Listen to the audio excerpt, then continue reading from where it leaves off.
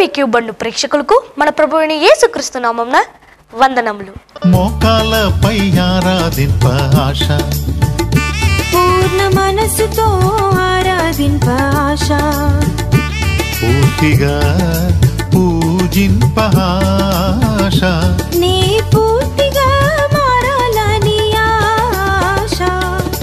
మోకాలపై ఆరాధింప ఆశ, పూర్ణ మనసుతో ఆరాధింప ఆశ, పూర్తిగా పూజింప ఆశ, నీ పూర్తిగా మారాలని ఆశ.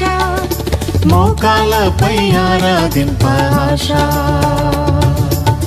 ఇప్పుడు మా డాడీ రెవరెండ్ డాక్టర్ జడ వసంత బాబు గారు దేవుని వాక్యం అందిస్తారు. విందామా?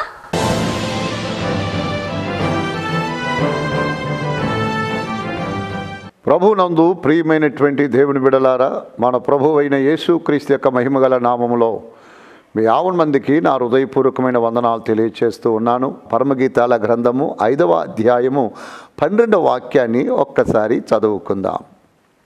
అతని నేత్రములు నది తీరములందుండు గువ్వల వలె కనబడుచున్నవి, అవి పాలతో కడుగబడినట్టున్నవి, అవి చక్కగా తాచిన రత్నముల వలె ఉన్నవి. ప్రియమైనటువంటి దేవుని బిడలారా, చదవబడినటువంటి లేఖన భాగములో గతించినటువంటి వారములో ప్రియుని యొక్క నేత్రాలను గూర్చి ధ్యానం చేస్తున్నప్పుడు నది తీరములందుండు గువ్వ కన్నుల వలె ఆయన కన్నులు ఉన్నట్టు చూశాం. అదే కన్నులను గూర్చి మాట్లాడుతూ వర్ణన చేస్తున్నటువంటి షోలమితి ఆయన యొక్క నేత్రములు పాలతో కడగబడినట్టుగానో చక్కగా తాచిన రత్నము వలె ఆయన కనులు ఉన్నట్టు తెలియచేస్తుంది. కనుక గతించిన వారంలో చక్కగా తాచిన రత్నం వలె అనబడిన మాటను గూర్చి ఈ వారం ధ్యానం చేస్తున్నట్లు తెలియచేశాను. రత్నము అంటే ఎరుపు రంగులో ఉంటుంది. నా ప్రియమైన బిడ్డలారా, ఆయన నేత్రములు పాలతో కడగబడినట్లు ఉన్నాయి. అదే సమయంలో చక్కగా తాచినటువంటి అనగా పొదిగించినటువంటి రత్నమును పోలి ఉన్నవి అని తెలియచేస్తూ ఉన్నది. పాలు అనునవి తెల్లగా ఉంటాయి కదండి. తెలుపు అనేటువంటిది ఆయన కనులలో ఉన్నటువంటి పరిశుద్ధతను తెలియచేస్తుంది. ఎందుకంటే ఆయన నేత్రాలు, ఆయన చూపు దుష్టత్వమును ఎంత మాత్రము సహించలేనటువంటి నిష్కల్మషమైనటువంటి నేత్రములు కనుక అవి పాలతో కడగబడినట్లు ఉన్నవి అని తెలియచేసింది. నిజముగానే యేసు క్రీస్తు వారి యొక్క కంటి చూపులో కానీ ఆయన నేత్రముల్లో కానీ ఎటువంటి లోపము లేదు, ఏ పాపము లేదు. అలాంటి పరిపూర్ణమైన పరిశుద్ధమైనటువంటి నేత్రములు కలిగినటువంటి వాడు నా ప్రాణప్రియుడు. రెండవ మాట తెలియచేస్తుంది. నా ప్రియమైన బిడ్డలారా, కొంచెం జాగ్రత్తగా గమనించాలి.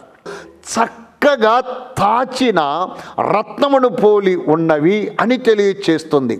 తాచిన రత్నం అంటే అండి, మీరు ఏదన్నా ఒక ఆభరణం తీసుకున్నారనుకోండి, అది ఉంగరమే కావచ్చు, హారమే కావచ్చు. ఈ ఆభరణాలలో రత్నాలను తాచినప్పుడు ఎటు కదల్చబడకుండా పొదిగించిన రత్నము ఎలాగైతే ఖచ్చితముగా ఉంటుందో అలాగూ ఆయన నేత్రములు కనబడుతున్నవి అని షోలమితి తెలియచేస్తుంది. దీని యొక్క భావం ఏంటి అని పరిశీలించినట్లయితే రత్నము అనబడినది ఎర్రగా ఉంటుంది. అంటే యేసుక్రీస్తు వారి యొక్క కన్నులు ఎర్రగా కనబడుతున్నాయి. పాలతో కడగబడినట్టు పవిత్రముగా కనబడుతున్నాయి. అదే సమయంలో ఆ కన్నులు ఎర్రగా కనబడుతున్నాయి. సామాన్యంగా ఎర్రగా ఎవరి కన్నులు ఉంటాయండి? భలేవారండి. నిజమే నిజమే నిజమే. ఎందుకంటే ఈరోజు చాలామంది త్రాగుబోతుల యొక్క కళ్ళు కూడా ఎర్రగానే కనబడుతున్నాయి. అయితే ప్రభువైన యేసుక్రీస్తు వారికి వాటికి ఎటువంటి సంబంధం లేదు. అలాగైతే మన ప్రాణప్రియుడైన యేసుక్రీస్తు వారు పరమవరుడైన నా ప్రభు యొక్క నేత్రాలు చక్కగా తాచిన రత్నము వలె ఎర్రగా కనబడుటకు గల కారణం ఏమిటి అని పరిశీలించినట్లయితే నా ప్రియమైనటువంటి దేవుని బిడ్డలారా, ఆ వర్గానికి మాత్రమే కాదు కానీ ఈరోజు చాలామంది ఐటీ ఫీల్డ్లో పనిచేస్తున్న వారిని మీరు చూసినట్లయితే రాత్రి అంతయు నిద్ర లేకపోవడం చేత, రాత్రి నిద్ర కాయుట చేత అనేకుల యొక్క కళ్ళు ఎర్రబారినట్టు కనబడుతూ ఉంటాయి కదండి. అందుకని ఎర్రబారిన కళ్ళు గలవారిని చూచి మీరు ఇంకొక విధముగా భావించకూడదు. ఎప్పుడు అత్యధికముగా నిద్ర కాయుచు నిద్ర పోకుండా రాత్రి అంతయు మెలకుతో ఉంటారో వారి నేత్రాలు కూడా ఎర్రగా కనబడతాయి. అయితే ఈ స్థలములో మీరు చూసినట్లయితే ప్రాణప్రియుడై ఉన్న నా ప్రభు యొక్క నేత్రాలు చక్కగా తాచిన రత్నము వలె ఎర్రగా కనబడుటకు గల కారణం ఏంటి అంటే, కీర్తనల గ్రంథము 121వ అధ్యాయం 4వ వాక్యాన్ని చదువుతున్నప్పుడు కీర్తనకారుడు అద్భుతమైన రీతిగా ఈ కార్యమును తెలియచేస్తూ ఉన్నాడు. ఇశ్రాయేలును కాపాడువాడు కునుకడు, నిద్రపోడు. యెహోవాయే నిన్ను కాపాడువాడు. ప్రియమైనటువంటి దేవుని బిడ్డలారా, ఇశ్రాయేలీలను కాపాడువాడు కునుకడు, నిద్రపోడు.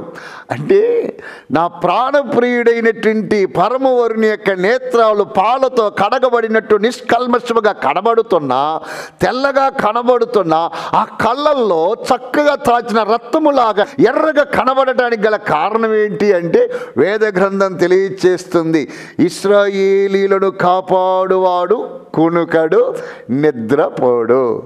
అయితే వాక్యమును మీరు పరిశీలించి చూడండి. ఆయనను ఆశ్రయించినటువంటి బిడ్డలను, ఆయనను విశ్వసించినటువంటి బిడ్డలను కాపాడుటలో దేవాతి దేవుడి మాటలను మీరు చూచినప్పుడు, ఆయన ఆశ్రయించి విశ్వసించిన బిడ్డలను, దాసులను, సేవకులను కాపాడు విషయంలో వాక్యం తెలియచేస్తుంది, ఆయన కునుకడు, నిద్రపోడు. సో నిద్రపోక, కునుకుపాటు లేక, నన్ను నిన్ను కనిపెడుతూ ఉన్న కారణం చేత ఆయన కన్నులు ఎలా ఉన్నాయంటే ఎర్రబారిన స్థితిలో రత్నం వలె కనబడుతూ ఉన్నాయి. అవి రత్నం వలె ఎర్రగా కనబడుతూ ఉన్నాయి. కారణం ఏంటంటే ఆయన నిన్ను నన్ను కాపాడనించి ఏ మాత్రము కనులకు కునుకుపాటైన రానియకుండా, నిద్రపోకుండా కనిపెట్టుచు ఉన్న కారణంగా ఆయన కన్నులు ఎర్రగా కనబడుతున్నాయి. దీనిని గుర్తించినటువంటి మహాతల్లి షోలమిత అంటుంది, నా ప్రియుని యొక్క నేత్రాలను చూచినప్పుడు అవి పాలతో కడగబడినట్లున్నవి. అంత మాత్రమే కాదు, చక్కగా తాచిన రత్నం వలె కనబడుతున్నాయి. రత్నము చూడండి, చక్కగా తాచిన రత్నము అనగా ఒక ఆభరణములో పొదిగించిన రత్నం ఉన్నదనుకోండి, ఆ రత్నము అటు ఇటు అనగా ఆభరణములో ఒక ఉంగరములో పెట్టబడిన రాయి అటు ఇటు కదలగలదా? కదలదు. అంటే అర్థం ఏంటి? చక్కగా తాచిన రత్నం వలె అంటే ఆయన కన్నులు ఎర్రగా ఉండుటకు ఆయన యొక్క దృష్టి నా మీద నుండి కుడికైనా ఎడమకైనా తొలగకుండా తాచిన రత్నము వలె, పొదిగించిన రాయి వలె అలాగే నిలబడి ఉన్నట్టు ఆయన చూపు నా మీదనే ఉన్నది అని తెలియచేస్తుంది. నిజంగా ఆయన మాత్రమే నిన్ను చూచుచూ ఉన్న దేవుడు. ఇలాంటి ప్రాణప్రియుడు మనకు తప్ప వేరెవరికి లేరండి. అయితే నా ప్రియమైన దేవుని బిడ్డలారా, ఆ తాచిన రత్నము కదలక ఎలాగైతే ఉన్నదో దేవాతి దేవుడు ఆయన కనుదృష్టి నీ మీద పెట్టి ఉన్నాడు. ఇందుకే కాబోలు కీర్తనాకారుడు అంటాడు, ప్రభువా నేను ఆకాశానికి ఎక్కాను, నేను ఆకాశమునికి ఎక్కిన నీవు అక్కడున్నావు, నేను పాతాళమునకు దిగిపోయాను, నీవు నన్ను అక్కడ చూచుచూ ఉన్నావు, నేను వేకువ రెక్కలు కట్టుకొని సముద్రం యొక్క దిగంతులనికి వెళ్ళిపోయాను, నీ కుడి చెయ్యి నన్ను అక్కడ పట్టుకొనుచున్నది. Where shall I escape from your presence? నీ సన్నిధి నుండి, నీ ఆత్మ యొద్ద నుండి నేనెక్కడికి తప్పించుకోగలను? ఎంత కమ్మని మాట అండి. ఏ ప్రాంతంలోనికి వెళ్ళినా, ఏ లోతులోనికి వెళ్ళినా, ఎటు పోయినప్పటికీ నా ప్రియుడా, నా ప్రాణ ప్రియుడా, నీ కడు చూపు ఎలా ఉన్నదంటే చక్కగా తాచిన రత్నము వలె నా మీదనే పెట్టి ఉన్నావు, నా మీదనే ఉంచి ఉన్నావు. నిజముగా నీ మీద కను దృష్టి నిలిపి, నీ మీద తన చూపుని పెట్టి, చక్కగా తాచిన రత్నం వలె నీ మీదనే గురి నిలిపి నిన్ను గమనించగలిగిన వారు ఎవరన్నా ఉన్నారా? ఒకే ఒక ఆయన ఆయన మాత్రమే అన్నాడు, నేను నిన్ను కాపాడువాడును కనుక కునుకను నిద్రపోను. నా ప్రియతమ దేవుని బిడ్డలారా, రత్నము వలె ఎర్రగా ఉండుటకు గల కారణం ఏమిటంటే ఆయన నీ కొరకు నా కొరకు మెలకువతో ఉండి నిన్ను నన్ను కాపాడనించి జాగ్రత్తగా చూచుచూ ఉన్న కారణము చేత ఎర్రబారిన నేత్రాలను ఆ తల్లి చెబుతుంది రత్నము వలె ఉన్నాయి, అందులో కూడా చక్కగా తాచిన రత్నం వలె కనబడుతూ ఉన్నాయి. ఒకసారి హెబ్రీలు 5:7 వాక్యాన్ని చదువుకుందాం. శరీరధారి అయి ఉన్న దినములలో మహారోదనముతోనూ కన్నీళ్లతోనూ తన్ను మరణము నుండి రక్షింపగలవానికి ప్రార్థనలను యాచనలను సమర్పించి భయభక్తులు కలిగి ఉన్నందున ఆయన అంగీకరింపబడెను. ప్రియమైనటువంటి దేవుని బిడ్డలారా, మన ప్రభువు అయినటువంటి యేసు క్రీస్తు వారు భూమి మీద శరీరముతో ఉన్నంత కాలం, ఇది బహు జాగ్రత్తగా అర్థం చేసుకోవాలి. ఆది యందు వాక్యముండెను, వాక్యము దేవుని యొద్ద ఉండెను, వాక్యమే దేవుడయ్యుండెను. ఆ వాక్యము శరీరధారి కృపాసత్య సంపూర్ణుడిగా మన మధ్య నివసించెను. ఆయన శరీరముతో ఈ లోకములో ఉన్నప్పుడు, వాక్యమై ఉన్న దేవుడు నరరూపమెత్తి భూలోకానికి వచ్చి శరీరముతో ఉన్నప్పుడు ఆయన చేసిన పనులను గురించి మీరు చూసినట్లయితే, ఆయన శరీరధారికి లోకంలో ఉన్నప్పుడు మహారోదనతో కన్నీళ్లతో వేదనతో నశించిపోవచ్చున్న వారి కొరకు ప్రార్థనలు చేయొచ్చు, కొనకక నిద్రపోక వేచి ఉన్న కారణ చేత ఆ పరమ వరుని యొక్క కన్నులు ఎలా కనబడ్డాయి. సోలమిత అంటుంది, నా ప్రియుని యొక్క నేత్రములు నది తీరములందుండు గువ్వల వలె కనబడుతున్నాయి. అంత మాత్రమే కాదు, నా ప్రాణ ప్రియుని యొక్క నేత్రములు పాలతో కడగబడినట్లున్నాయి. అంత మాత్రమే కాదు, నా ప్రియుని యొక్క నేత్రములు చక్కగా తాచిన రత్నం వలె కనబడుతూ ఉన్నాయి. కారణం ఏంటంటే ఆయన నరుడుగా భూలోకములో ఉన్నంత కాలం, శరీరముతో భూలోకంలో ఉన్నంత కాలం ఎలాగూ కనబడ్డాడంటే పగలంతయు పరిచర్యలో ఉండి, పగలంతయు సువార్త ప్రకటించి, రాత్రి అంతయు ప్రార్థనలో ఉండి వేదనతో రోదనతో ప్రార్థన కన్నీటితో కనబడినందువలన ఆయన నేత్రములో ఎర్రవిగా కనబడుతున్నాయి. ఆ ఎర్రగా కనబడినందువలన షోలమిత్ అంటున్నది, ఆయన నేత్రములు చక్కగా తాచిన రత్నం వలె కనబడుతున్నాయి. నా ప్రియమైనటువంటి దేవుడు బిడ్డలారా, అతి సుందరుడైన నా ప్రభు, అతి కాంక్షణీయుడైన నా ప్రభు, ఎంతో సుందరుడైనటువంటి నా యేసు, ఆయన యొక్క నేత్రాలు పాలతో కడగబడినట్లున్నాయి. ఏమాత్రం కల్మషం లేదు, వారు చూపు లేదు, చిన్న చూపు లేదు, విషపు చూపు లేదు, రకరకాలైన చూపులు లేవు. ఆయన చూపు పాలతో కడగబడినట్టు నిర్మలమైన చూపు, దుష్టత్వమును సహించలేని నిష్కల్మషమైన చూపు. అదే సమయంలో అవి ఎర్రగా కనబడుటకు గల కారణం ఏంటి? ఈ మానవ జాతిని, నశించిపోతున్న జనావళిని రక్షించు నిమిత్తమై ఆయన రాత్రి అంతయు ప్రార్థనలో కనిపెట్టుచు కునుకక నిద్రపోక వేదనతో కన్నీళ్లతో రోదనము చేయుచు ఉన్న కారణం చేత ఆ కన్నులు ఎర్రగా కనబడుతున్నాయి. అయితే నా ప్రియమైన బిడ్డలారా, ఆ పాలతో కడగబడినట్టు చక్కగా తాచిన రత్నం వలె ఉన్నటువంటి కన్నులు ఇంకొక విధముగా కనబడుతూ ఉన్నాయి. దానికంటే ముందుగా చక్కగా తాచిన రత్నం అంటే పొదిగింపబడినటువంటి రత్నపు రాయి ఉంగరంలో ఆభరణములు ఎలాగైతే కదలకుండా ఉంటుందో ఆ ప్రకారం ఆయన చూపు ఉన్నది అనడానికి మరో భావం ఏంటో తెలుసా? సామెతల గ్రంథము 4వ అధ్యాయం 25వ వాక్యాన్ని చదువుకుందాం. నీ కన్నులు ఇటు అటు చూడక సరిగాను, నీ కనురెప్పలు నీ ముందర సూటిగాను చూడవలెను. ప్రియమైనటువంటి దేవుని బిడ్డలారా, సామెతల గ్రంథం 4:25లో మనం చదువుతున్నప్పుడు సొలొమోను మహాజ్ఞాని అంటున్నాడు, నీ కన్నులు ఇటు అటు చూడక సరిగాను, అంటే నీ కనురెప్పలు సూటిగాను చక్కగా చూడాలి. నా ప్రభు యొక్క కన్నులు చక్కగా తాచిన రత్నం వలె ఉన్నాయంటే ఇటు అటు చూడక సూటిగా సరిగా చూడగలిగిన చూపు.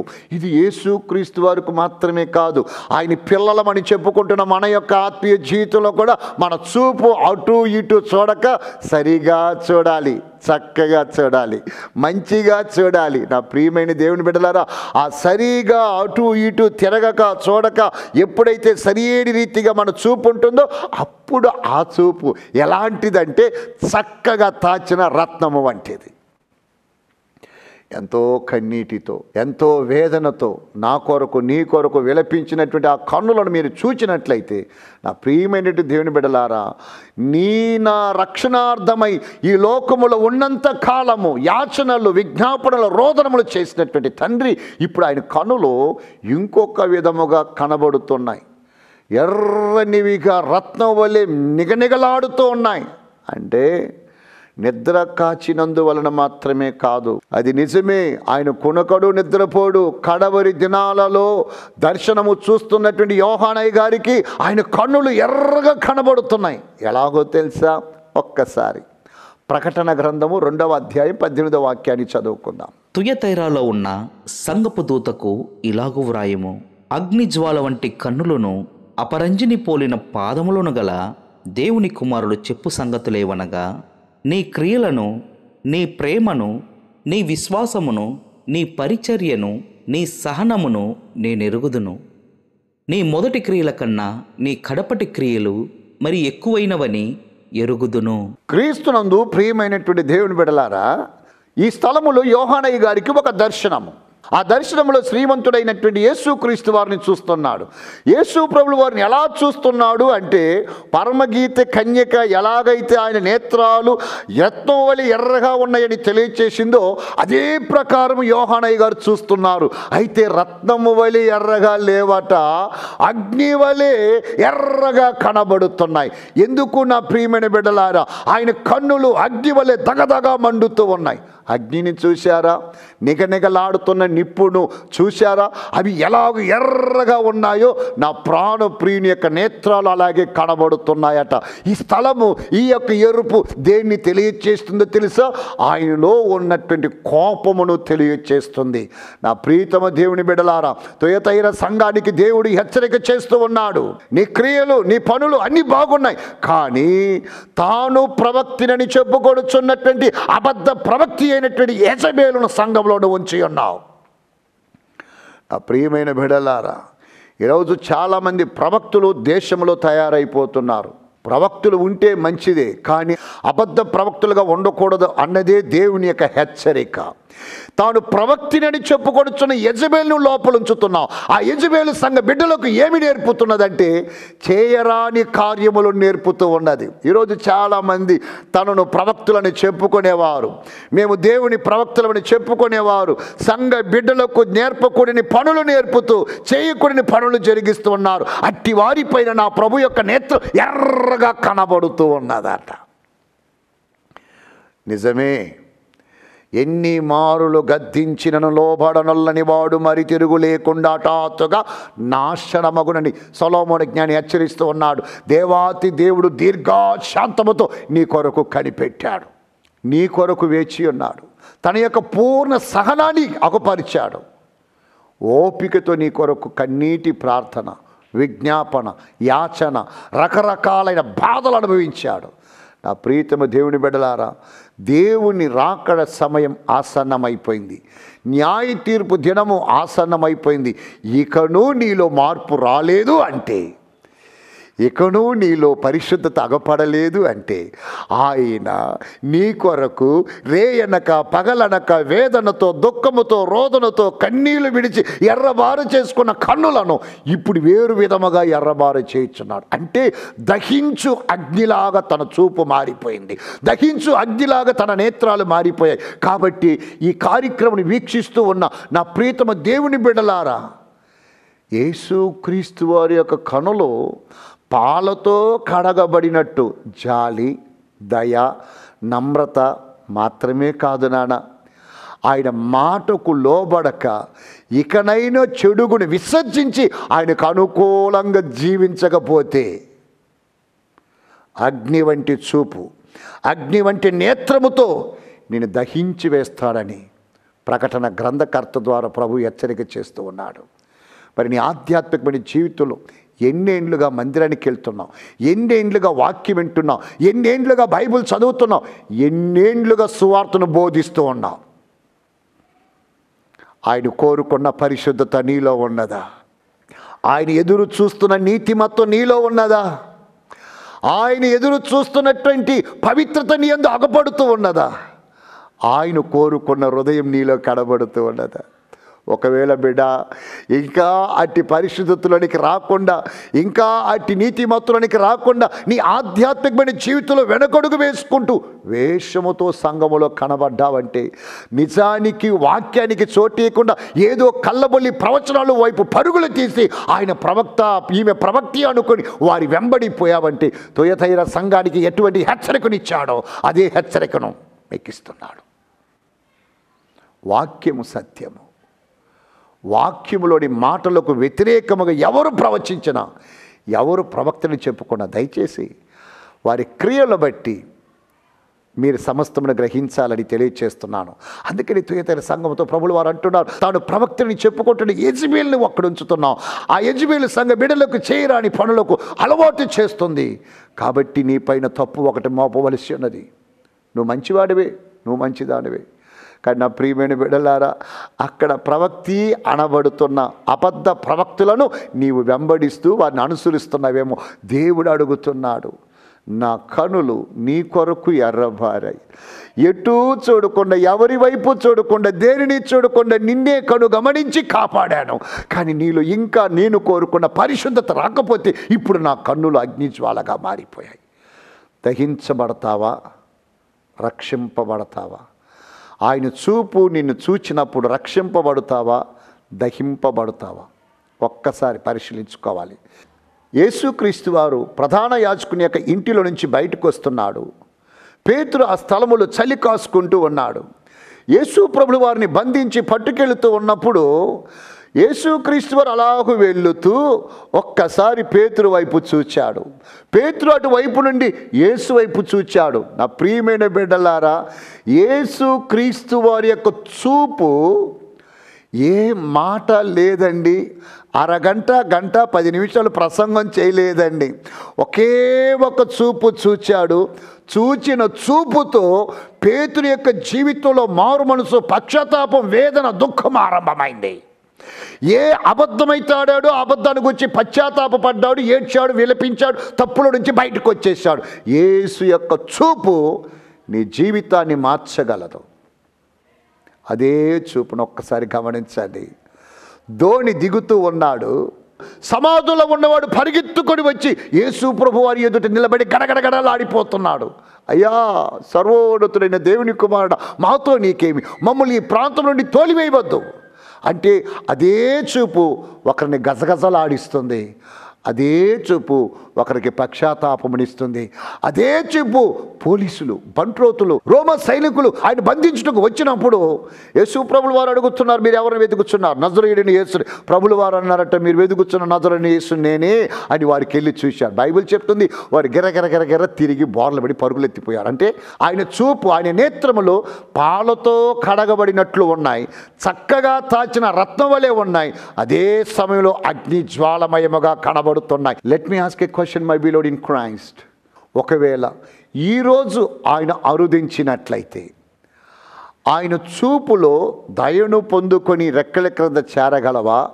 ఆయన చూపు అగ్ని జ్వాల వలె దహించి వేయినట్లు నీ వ్యక్తిగత జీవితంలో కనబడుతూ ఉన్నావా? నా ప్రియమైన బిడ్డలారా, ఎంతగానో నిన్ను ప్రేమించి, నన్ను ప్రేమించి శరీరముతో ఉన్నంత కాలము ఆయన రోదనముతో, కన్నీటితో, రాత్రంతయు నిద్రించకుండా 121:4 చెప్పబడినట్టు కొనకక నిద్రపోక నీ కొరకు తన కళ్ళుని ఎర్ర చేసుకొని చక్కగా తాచిన రత్నం వలె నీ మీదనే కనుదృష్టి పెట్టాడు. ఆయన ప్రేమను చులకన చేస్తున్నావా? ఆయన్ని ప్రేమించుచున్న, ఆయన నీకు పంచుతున్న ప్రేమను తక్కువగా భావిస్తున్నావా? నీవు అలాగే భావిస్తూ ఆయనకు అయిష్టమైనది జరిగిస్తూ లేఖనానికి వ్యతిరేకంగా జీవిస్తూ నామకార్థ క్రైస్తవ జీవితం జరిగించినట్లయితే ప్రకటన గ్రంథం 2:18 చదివినట్టు ఆయన నేత్రాలు అగ్నిమయముగా మారిపోతున్నాయి, భయంకరముగా మారిపోతున్నాయి. కాబట్టి నా ప్రియమైనటువంటి దేవుని బిడ్డలారా, సోలమితి కలిగినటువంటి అద్భుతమైన అనుభవాన్ని బట్టి ఆయన యొక్క కనుదృష్టి నీవెలా చూచూ ఉన్నావు? ఆయన కనుదృష్టి నీకెలా బయలుపడబోతుంది? ఆయన కనుదృష్టిలో నీవెలా ఉండబోతూ ఉన్నావు? నీవెలా ఉండబోతూ ఉన్నావు? షోలమిత్ అంటుంది, నా ప్రియుని యొక్క నేత్రములు నది తీరములందుండు గోవ కన్నుల వలె కనబడుతున్నాయి. నా ప్రియుని యొక్క నేత్రములు పాలతో కడుగబడినట్లున్నవి. నా ప్రియుని యొక్క నేత్రములు చక్కగా తాచిన రత్నం వలె కనబడుతున్నాయి. అలాంటి అద్భుతమైనటువంటి నేత్రములు కలిగిన ఆ నేత్రములలో నువ్వు కృపను పొందాలి అంటే, జాలి పొందుకోవాలంటే, నా ప్రియమైనటువంటి సహోదరుడా, నా ప్రియమైన సహోదరి, ఇకను నీ ఆధ్యాత్మికమైన జీవితంలో, వ్యక్తిగత జీవితంలో ఎటువంటి ఆధ్యాత్మిక లోపానికి చోటు లేకుండా, ప్రభువా నీ జాలి దృష్టి నా మీద ఉండునట్లు, నా కోసం ఏడ్చావు, నా కోసం పరితపించావు, నీ ప్రేమను చులకన చేసి నేను ప్రభువా నీకు దూరం అయ్యాను. నిజంగా అండి, ఏడ్చిన వారితో కలిసి ఆయన ఏడ్చాడు. ఆయన కడు దృష్టి అటు ఇటు పోకుండా దరిద్రుల మీదనే ఉన్నది, బాధింపబడిన వారి మీద ఉన్నది, శ్రమలు పాలైన వారి మీద ఉన్నది. ఆయన చూపు అలాగే ఉంచాడు. లాజరు చనిపోయినప్పుడు సహోదరులు ఇరువురు కూడా ఏడుస్తున్నారు. ఏడ్చుచున్న వారితో కలిసి ఆయన కూడా ఏడ్చాడట. ఎంత అద్భుతమైన మాట తెలుసండి. యేసు కన్నీళ్లు విడిచాడు. నీకోసం కన్నీళ్లు విడిచేవాడు ఆయనే. నీ బాధను, నీ శ్రమలను, నీ దుఃఖములో నీతో కలిసి కన్నీరు విడిచిన వారు ఎవరన్నా ఉన్నారా? నీవు కన్నీళ్లు విడిచినప్పుడు నిన్ను ఎగతాళి చేసిన వారు ఉన్నారు. నీవు కన్నీళ్లు విడిచినప్పుడు వీరికి దీనికి ఇలాగే జరగాలి అని ఆశించిన వారు ఉన్నారు, శాసించిన వారు ఉన్నారు. నీ కన్నీళ్లు చూచి నటనని చెప్పిన వారు ఉన్నారు. నీ కన్నీళ్లు చూచి అవహేళన చేసిన వారు ఉన్నారు. కానీ నీవు ఏడ్చినప్పుడు నీ కన్నీళ్లు చూచి నీతో కలిసి ఏడ్చిన వారు ఉన్నారా? నా ప్రభువైన యేసు క్రీస్తు వారు మార్త మరియులు ఏడుస్తూ ఉన్నప్పుడు ఆయన కూడా కన్నీళ్లు విడిచాడట. ఎంత ప్రేమ స్వరూపి అండి. అందుకే ఆయన కన్నులు ఎర్రబారి ఉన్నాయి. ఎవరు ఏడ్చినా తాలుకోలేనటువంటి హృదయం అండి. నాయును అనేటువంటి ప్రాంతానికి వెళుతున్నప్పుడు పొలిమేరలోనికి రాగానే పాడి మోసుకొని తీసుకెళ్తున్నారు. ఒక తల్లి గుండెలు బాదుకుంటూ ఆదరణ లేక, పూర్వము భర్తను పోగొట్టుకొని ఇప్పుడు కుమారుని పోగొట్టుకొని ఏకాకిగా మారి ఏమి అర్థము కాని పరిస్థితుల్లో అంగలాచుచూ ఉంటే బైబిల్ చెప్తుంది ఆయన కనీకిరపడి ఆమెతో ఒక మాట అన్నాడట, అమ్మాయి ఏడవద్దు. ఎందుకో తెలుసా? నా ఏడ్పు మాన్పుటకై, నా దుఃఖము మాన్పుటకై రేయనక పగలనక నా కోసము రోదన చేసి కన్నీళ్లు విడిచినవాడు, నా దుఃఖాన్ని మాన్పుటకై, నా దుఃఖమును నాట్యముగా చేయుటకై ఆయన రాత్రి అంతయు కునుకక నిద్రపోక ఉన్నవాడు. అలాంటి ప్రేమ కలిగిన, దయ నిండిన, కృపలతో ఉన్న ఆ చూపు నీకు కావాలా వద్దా? చివరి దినాల్లో ఉన్నావు కాబట్టి ఆయన దయగల చూపులో నుండి నువ్వు పారిపోయి ఆయన అగ్ని వంటి చూపు నిన్ను చూడకుండానట్లు ఈ దినమందైనా ఆ ప్రేమను గుర్తించి, ప్రభువా ఇక నీ నేత్రములు వంటి నేత్రములు కలిగి నీకు అనుకూలముగా ఉంటాను. నా కనులలో ఏ దుష్టత్వానికి చోటు ఇవ్వకుండా మీకిష్టమైన జీవితం చేస్తానని ఒక్కసారి నిన్ను నీవు దేవునికి అప్పగించుకుంటావా? అప్పుడే దేవుని కృపను మీరు సొంతం చేసుకున్నటే కాక ఈ లోకంలో ఉన్నంత కాలం సాతానుని, శత్రువుని జయించే బలాన్ని సొంతం చేసుకుంటారు. ప్రార్థన. మహాపరిశుద్ధుడు వగు మా ప్రియ పరలోకపు తండ్రి, ఆయన నేత్రములో పాలతో కడగబడినట్లున్నవి, అవి చక్కగా తాచిన రత్నం వలె ఉన్నవి అను మాటలను గుర్చి నేర్చుకున్నటకు కృపనిచ్చారు. నిజముగా నీ నేత్రములు పాలవలే తెల్లనివి, అందులో ఏమాత్రము కల్మషము లేనివి.